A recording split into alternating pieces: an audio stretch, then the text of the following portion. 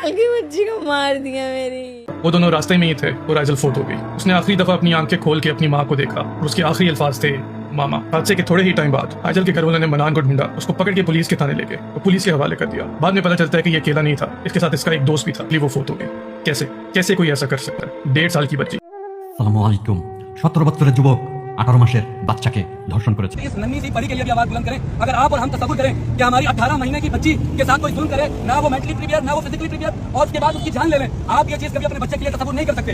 तो प्लीज इस नन्ही परी के लिए आवाज उठाएं, जितना हो सके जस्टिस फॉर आइजल।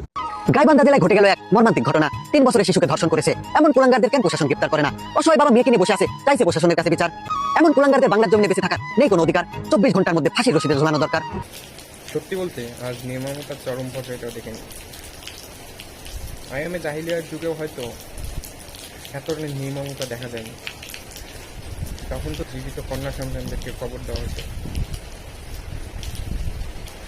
আর আজ সেটা তীব্রতা এত বেড়ে গেছে যেটা ভাষায় প্রকাশ করা যায়।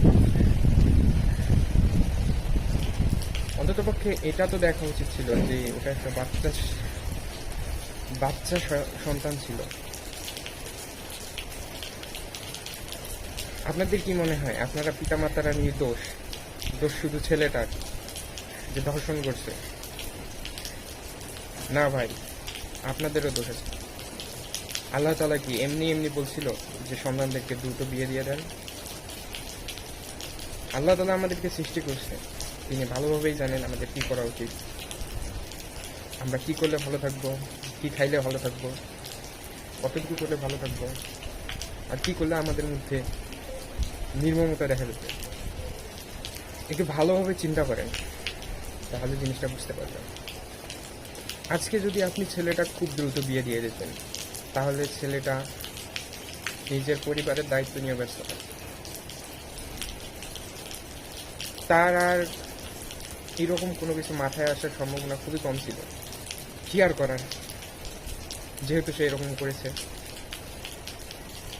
পুরোপুরি সঠিক বিচার চাই। শুধু বিচার করলেই তো হবে না, শাস্তিও কার্যকর করতে হবে।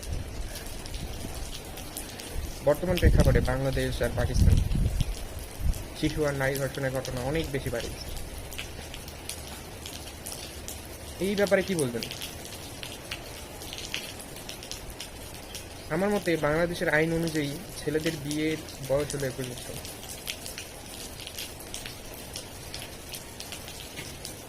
যদি এই বয়সটা কমিয়ে আনা হয়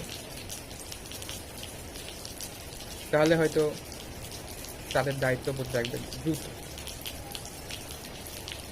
আপনারাও ভাবেন যে ছেলে তো প্রতিষ্ঠিত না। আরে ভাই, আল্লাহ তাআলা প্রতিটা জীবের জন্য রিজিকের ব্যবস্থা করে রাখছে। তার রিজিকের একটা দানাও এদিক ওদিক হবে না। আর আপনারা এটা নিয়ে টেনশন করেন, ছেলে প্রতিষ্ঠিত হয়নি, আপনার বিয়ে দিয়ে দেন, রিজিকের ব্যবস্থা আল্লাহ করবে। আপনাদেরকে বলার মতো তো আর কিছুই নেই, কারণ আমি জানি আমরা বাঙালি, আমরা নিজে যেটা বুঝি তাতেই 100। তবে আপনারা যদি একটু ভালোভাবে বোঝার চেষ্টা করেন, প্রত্যক্ষভাবে জিনিসটা কাজ না করলে পরোক্ষভাবে এটাতে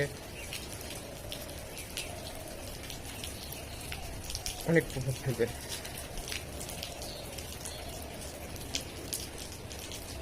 যদি সময় মতো ছেলেদেরকে বিয়ে দেওয়া যায় তাহলে ধর্ষণের ঘটনা কমবে।